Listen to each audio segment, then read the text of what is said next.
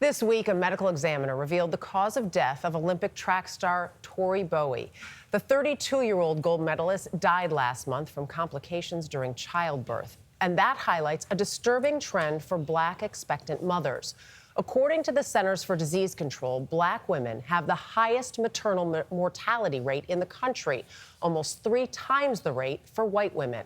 And the U.S. itself has the highest maternal mortality rate in the developed world. Caitlyn Huey Burns has more on how health advocates are working to combat this deadly trend. I've been dismissed often for age, for a lack of education, or this perceived lack of education, even for just asking too many questions. As Selena Martin was expecting her first child, her concerns went beyond delivery. I've been dismissed just on such small things. There's already a lack of trust in that system. There's been a history of mistrust in our population. The most important piece is the listening to me. Kai Lindberg is the CEO of the Healthy Mothers, Healthy Babies Coalition of Georgia, an organization working to improve outcomes in a state with one of the highest rates of maternal mortality. How is this possible in this country? Yeah. How is it possible? Well, I think the reality is we'd like to think that we've moved beyond some of our dark past, right? But injustices still exist for marginalized populations, particularly Black and brown people in this country.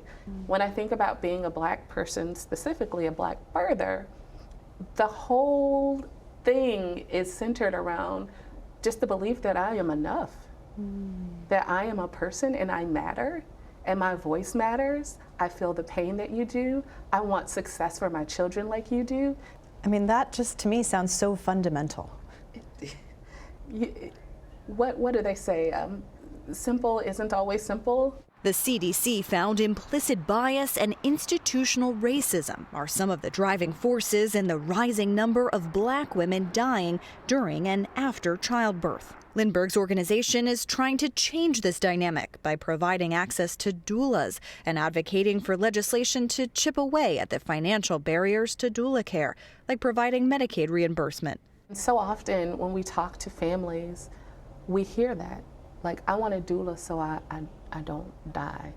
It's not like I want a doula so that I can have support I need for a healthy and thriving pregnancy. It's like I'm a Black person and I'm scared. Only 10% of doulas nationwide are Black, and organizations are popping up across the country to pair Black families with Black doulas. Doulas are that bridge and that trust builder between that patient and community resources, the clinical staff, etc.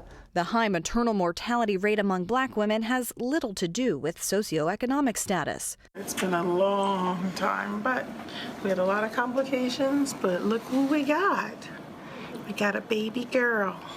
In 2018, tennis star Serena Williams opened up about her own trauma of giving birth. She said her concerns of a pulmonary embolism were dismissed by her doctors. A recent study in California found the richest Black mothers and their babies are twice as likely to die as the richest white mothers and their babies. That's why Chanel Stryker-Boykin, who is a certified doula, says women of color need an advocate during pregnancy and labor and afterward. It is a holistic practice that covers all bases. If your autonomy is taken from you during that experience, it can, affect the trajectory of your life and even the way that you raise your children. Research shows people who work with doulas are less likely to have a preterm delivery or a low birth weight baby, and less likely to experience postpartum depression.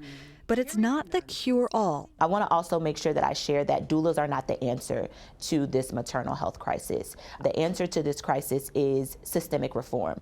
For CBS Saturday Morning, Caitlyn Huey Burns, Atlanta. You and I just both looked at each other and we were like, I don't know if you did too. We were just like, yes, that's what you need. And I've heard doctors in the last week speaking out saying almost we need to get over ourselves a little bit at this point and start looking at ourselves about this. Yeah, the data's there. What are we going to do about it? We know this is a problem.